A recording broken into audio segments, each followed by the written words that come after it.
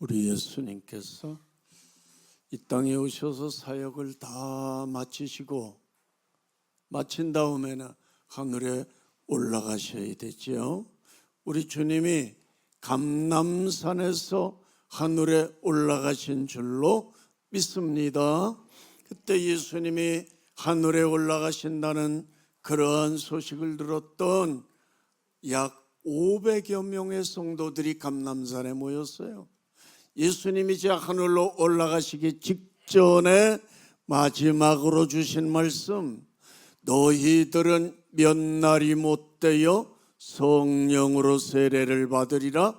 예루살렘을 떠나지 말고 내게 들은 바 아버지의 약속을 기다려라. 할렐루야. 그래서 이 예수님의 약속을 믿은 성도들이 마가의 다락방, 늘 자기들이 모였던 자리예요. 거기 모여서 예수님의 약속대로 성령 부어주시기를 기다리며 또 기다렸던 것입니다. 우리 교우님들은 하나님의 은혜, 특별히 성령 받기를 이렇게 기다리며 또 기다려 보셨습니까? 그렇게 해야 되는 줄로 믿습니다. 성령은 10분 기도했다고 오시는 거 아니에요. 이들은요, 그렇게 기도한 지가 열흘이 되었어요. 그 열흘째가 되는 날이 무슨 날이냐? 오순절, 6월절로부터 하루 이틀 계산해서 50일째가 되는 날이 오순절. 성령님께서는 이 오순절에 기도하는 성도들 120명이 모여서 마가의 다락방에서 간절히 기도하고 있었는데 거기에 불과 같은 성령으로 임한 줄로 믿습니다. 예수님께서는 우리를 위해서 십자가에 못 박히시고 채찍에 맞으시고 가시관 쓰시고 동당하시기 위해서 육신을 입고 이 땅에 오셨지요. 그걸 우리는 해마다 기념하며 크리스마스라고 우리 주님의 영광을 드러내고 있지요. 그러나 성령 강림절은 다릅니다. 성령님은 육신을 입고 오시면 안 돼요. 육신을 입고 오셨다는 것은 시간과 공간의 제약을 받는 것이에요. 그러나 영으로 임하신 성령님께서는 이 시간을 초월하시는 겁니다. 공간도 초월하시는 거예요. 그래서 성령님이 임하신 목적이 뭐냐? 왜 너희들은 꼭 성령을 받아야 되느냐? 위로부터 내리시는 능력이 너희들에게 입히어질 때까지 이 성을 떠나지 말아라. 예수님이 왜 그렇게 말씀하셨느냐 그 말이에요. 예수 믿는 성도들은 반드시 성령 받아야 되고, 믿습니까? 성령이 임하시게 되면 능력을 힘있게 되어지고, 그래서 승리하는 삶, 능력 있는 삶을 살아갈 수 있기 때문에 그런 것입니다. 여러분, 성령이 임했을 때에 저들은요 두려움에서 해방됐어요.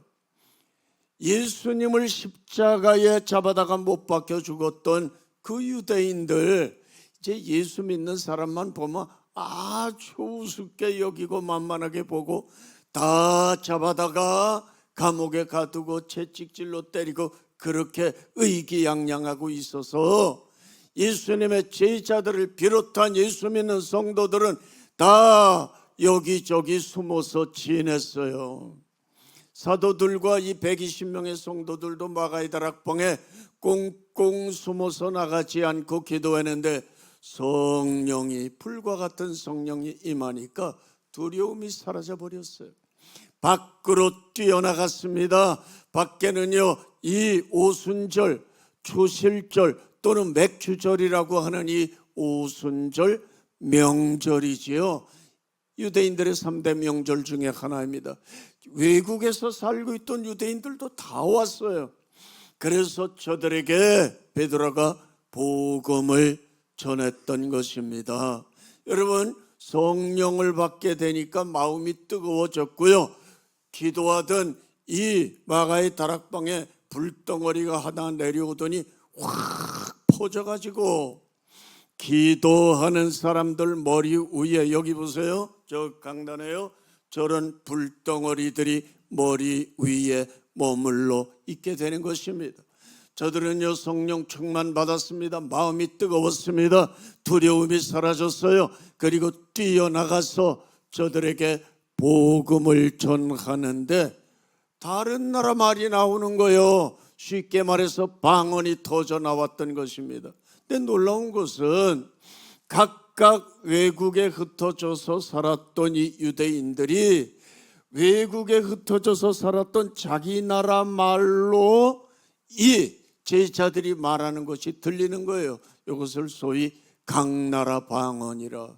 그 사람들이 놀라지 않을 수가 없었어요. 어찌 이런 일이 일어날 수가 있겠는가 놀라기도 하였고, 또 하나님의 일을 조롱하기 좋아하고 비판하기 좋아하던 사람들은 저들이 아마 새 술을 먹고 독한 술에 취해서 저렇게 이상한 소리로 짓거리는 것이다, 그렇게 또 말하는 사람들도 있었던 것입니다. 이때 베드로가 일어나서 말했어요.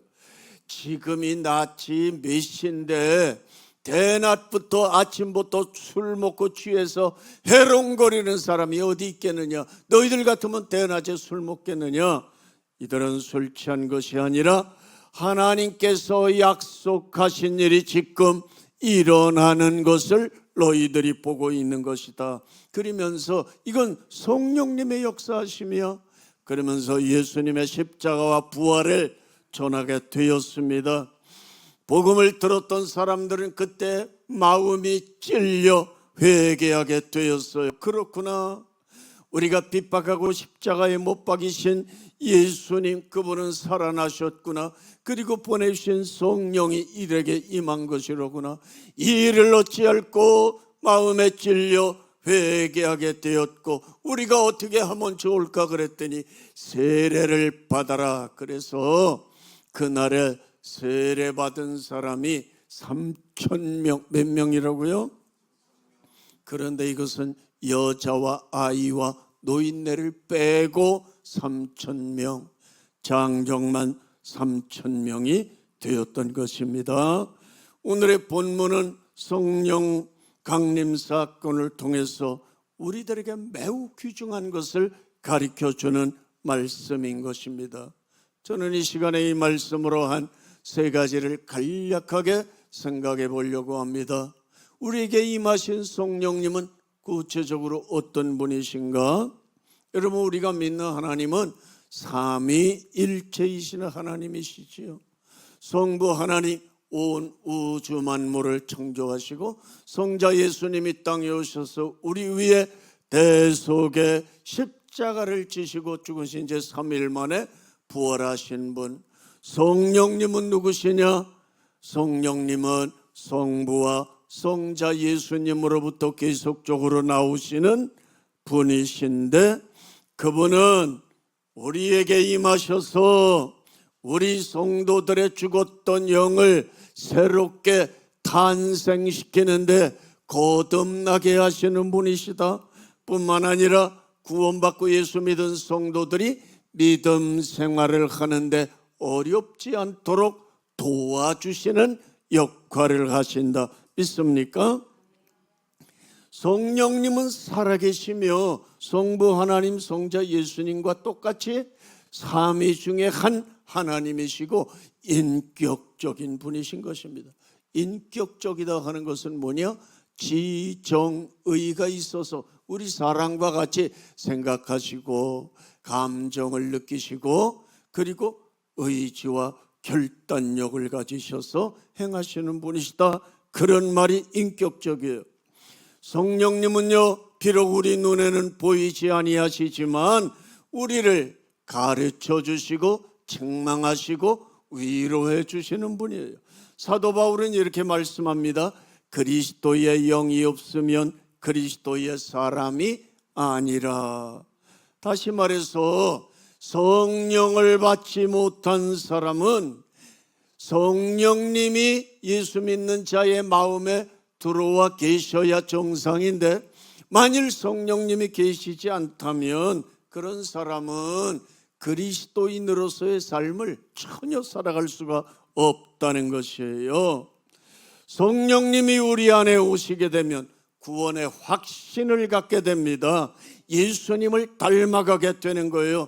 교만보다는 겸손으로, 미움보다는 사랑으로, 자기 중심보다는 희생과 순종하는 마음으로 살고자, 이 마음을 성령님이 계속해서 부어주시는 것입니다. 성령님은 또한 우리들에게 참된 자유를 주시는 분이신 것입니다. 로마서 8장 2절에 그리스도 예수 안에 있는 생명의 성령의 법이 죄와 사망의 법에서 너를 해방하였습니다. 죄와 사망의 법이 있어요. 이 세상에 실현되고 있는 법이 죄와 사망의 법입니다. 다 여기에 묶여 있어요. 사람은 누구든지. 우리도 전에는 이 죄와 사망의 법에 꽁꽁 묶여져 있었어요. 근데 여기에서 이 끈을 끊어버리고 우리에게 자유를 주시는 분이 성령님이신 줄로 믿으시기 바랍니다. 죄 아래 매여 있는 사람에게는 참된 자유가 없어요. 예를 들어서 강도가 남의 집에 들어가서 끈을 가지고 꽁꽁 묶고 결박하는 것처럼, 마귀는요, 사람들이 짓는 그 죄의 끈으로 그 사람을 그냥 꽁꽁 올가 매버리게 되는 것입니다. 그래서 두려움이라고 하는 이 어두움에 사로잡혀 살아가는 거예요. 이것이 뭡니까? 죄와 사망의 법이에요. 여기에서 성령님은 우리에게 임하셔서 보혈의 은혜를 입혀주시고, 그리고 죄 사함의 확신을 주셔서 이 끈을 다 끊어버리시고 우리에게는 자유를 주시며, 너는 이제 죄 없는 의인이다, 이렇게 인쳐주시는데, 이것을 칭의의 은혜라고 말하는 것입니다. 그래서 성령이 임한 성도는 자유를 알게 되고 억눌림 속에 더 이상 살지 아니하고 정죄 속에 머물지 아니하고 하나님 앞에 예수의 이름으로 담대히 나아가는 자유를 얻게 되는 줄로 믿습니다. 성령님은 우리에게 믿음을 주십니다. 평안을 주십니다. 하나님의 사람으로 살아갈 힘을 계속해서 충만하게 공급해 주시는 것이에요. 뿐만 아니라 성령님은 우리에게 은사도 부어주시고, 은사라는 건 선물이에요. 선물. 성령님이 주시는 선물, 하나님이 주시는 선물은 뭡니까? 예수 그리스도예요. 성령님이 주시는 선물은 뭡니까? 고린도전서 12장을 보게 되면 지혜의 말씀, 지식의 말씀, 영분별의 은사, 그리고 방언의 은사, 예언의 은사, 방언 통역의 은사, 믿음의 은사, 병 고치는 은사, 기적을 행하는 은사. 고린도전서 12장에 이렇게 9가지 은사가 나와요. 이거 다 놀라운 일들을 우리가 행하게 되는데, 이것이 바로 성령님이 우리 속에 오셔서 우리로 말미암아 이런 놀라운 역사들이 나타나게 하는 것이다. 믿습니까? 그러나 중요한 것은 이 모든 우리에게 주시는 은사는요, 어떤 사람이나 내 자신을 드러내기 위한 것도 아니고 자랑하라고 주는 것도 아니에요. 이런 은사를 주시는 것은 첫째로 이런 은사를 내려주시는 하나님께 영광을 돌리고 교회의 덕을 세우며 성도들을 유익하게 하라고 이런 은사를 주시는 줄로 믿으시기 바랍니다. 사랑하는 성도 여러분, 우리가 예수 믿을 때 이미 우리에게 성령이 임하신 줄로 믿으시기 바랍니다. 그러므로 우리는 우리 안에 거하시는 성령님을 분명히 인식할 수 있어야 되는 겁니다. 하나님의 영광을 위해서 쓰임받도록 최선을 다해서 성령님의 도움을 구해야 돼요. 그러면 우리가 성령 이미 받았는데 무슨 성령을 또 받으라고 하는 것인가? 질문이 들어갈 것이에요. 간단합니다. 여러분, 여기 컵 안에 물이 잔뜩 들어있어요. 그런데 요 조금만 있어도 물이 있는 것이고 절반만 있어도 있는 것이고 가득 넘쳐도 물이 들어있기는 배 한 가지예요. 충만이라고 하는 건 뭡니까? 흘러 넘치는 상태가 충만이에요. 성경은 우리들에게 성령의 충만을 받으라 이렇게 말씀하시는 겁니다. 여러분, 이 컵 안에 물이 한 방울만 있어도 이미 거듭난 거예요. 믿습니까? 우리는 한 방울로 거듭난 것으로 만족할 것이 아니라 성령님이 내 속에 충만히 차고 넘치도록 임하시기를 간구해야 되는 줄로 믿습니다. 두 번째로 성령 강림은 약속의 성취인 것입니다. 성령 강림은요, 우연하게 일어난 일이 아니에요. 이미요 구약 성경에 요엘 선지자가 예언을 했어요.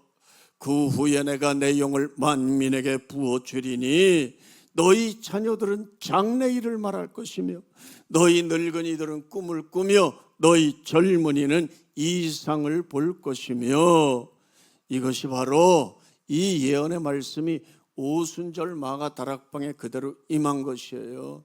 이건 성령님이 내려오셔서 행하는 일 중에 하나인 것입니다.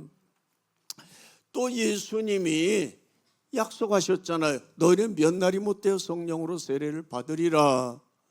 그래서 그 약속대로 성령이 내려온 약속의 성취다 그 말이죠. 그래서 이 약속을 믿고 기도한 사람들은 이 약속을 받았지만 나머지 380명은 성령 못 받은 거예요. 왜요? 뭐 바쁜 일이 있으니까 딴 데 갔잖아요. 우리들도 마찬가지입니다. 여러분, 하나님의 약속은 반드시 이루어지고 그 성령을 충만히 주시는 그 약속은 저와 우리 교우님들에게도 해당되는 약속이에요. 그래서 오늘도 나에게 성령 충만 말씀하셨으니 그 충만함 주실 줄로 믿습니다. 이렇게 믿고 기도하는 자들에게 성령님은 약속대로 임하여 오시는 줄로 믿습니다. 성령님이 오시게 되면 우리 믿는 자들을 도와주시는 거예요. 우리는요, 내가 사실 뭘 기도해야 되는지도 모를 때가 많아요. 로마서 8장 26절에 우리가 마땅히 기도할 바를 알지 못하나 오직 성령이 말할 수 없는 탄식으로 우리를 외치니 간구하시느니라. 우리가 얼마나 바보 같은지 몰라요. 뭘 기도해야 될지 모르고 그냥 내 멋대로 막 기도해요. 그리고 내가 정말로 하나님께 원해도 이거 다 표현도 못해요. 그렇잖아요.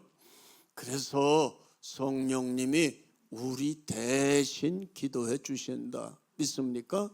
우리들의 사정을 하시고 우리들의 필요한 거 있어야 할 거 미리미리 하시고, 여러분, 우리가 뭐 예수의 이름으로 기도한다고 해서 그거 하나님이 그 기도 아이고 우리는 바보가 돼가지고 제대로 구할지도 몰라요. 그러나 우리는 기도해야 되는 줄로 믿습니다. 성령님께서 이렇게 연약하고 무지하고 어리석은 우리들을 위해서 대신 기도해 주시려고, 그래서 우리를 도와주시려고, 믿음 생활 바로하게 하시려고 이 땅에 내려오신 것이다. 믿습니까? 그렇습니다. 사랑하는 성도 여러분, 성령을 사모하시고 믿음으로 기다리시고 전혀 기도에 힘쓰는 우리 교우님들 되시길 바랍니다. 그럼 성령 강림하신 진짜 목적이 뭐냐? 결론이에요. 이거는요, 복음 전하라. 내가 도와줄게. 내가 너희와 함께 할게.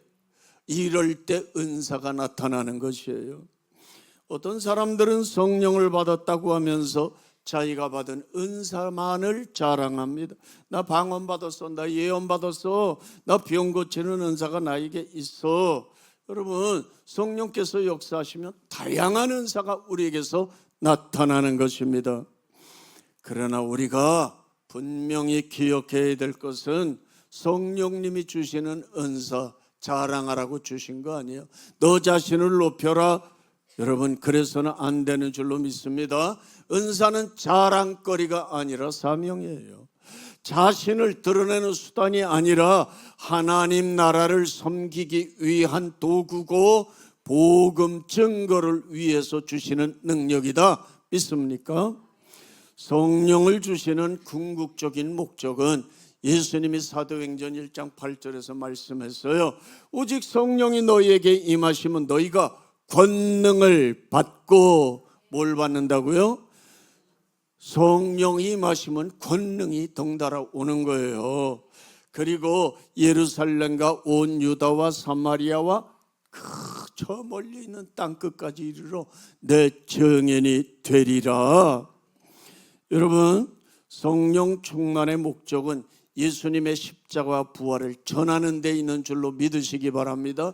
이 복음을 받아야 그 사람이 죄 사함 받고 구원받기 때문인 것입니다. 오순절에 성령 받았던 제자들이 다 그렇게 변해진 거 아니겠습니까? 내가 성령 받았다고 하면서 일주일 내내 살면서 복음 한마디 전하지 않았다면 여러분, 우리는 회개해야 됩니다. 그 무슨 예수 믿는 사람이 그렇게 사는 거예요?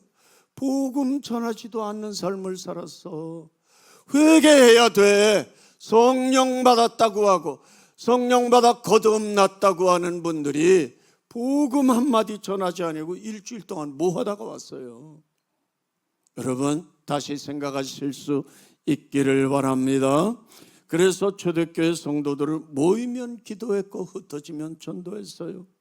성령은요, 그들로 하여금 교회 안에만 머무르게 하지 아니하시고 세상 속으로 보내주셨던 것입니다. 그렇기 때문에 성령 충만은 예배당 안에서만 찬송하고 영광 돌리고 기도함으로 그렇게 확인되는 게 아니라 가정과 일터와 삶의 자리에서 예수님의 사람으로 살아가며 복음을 전파하는 것으로 드러나야 되는 줄로 믿으시기 바랍니다. 그러므로 우리 사랑하는 성도 여러분, 우리는요, 성령을 구하되 나를 높이시기 위해서가 아니라 주님의 증인으로서의 삶을 살기 위해 구해야 되는 것입니다. 우리 목자교회를 섬기시는 사랑하는 성도 여러분, 우리는 성령님의 역사하심을 따라 성령님의 인도하심을 받고 성령의 사람으로서 한평생 살아가야 됩니다. 그래서 성령의 사람으로 귀하게 쓰임받는 우리 목자교회 교우님들 되어주시고 나의 한평생 고귀한 삶을 주님께 바쳐드리고 그날에 칭찬드는 우리 교우님들 다 되시길 주의 이름으로 축원합니다.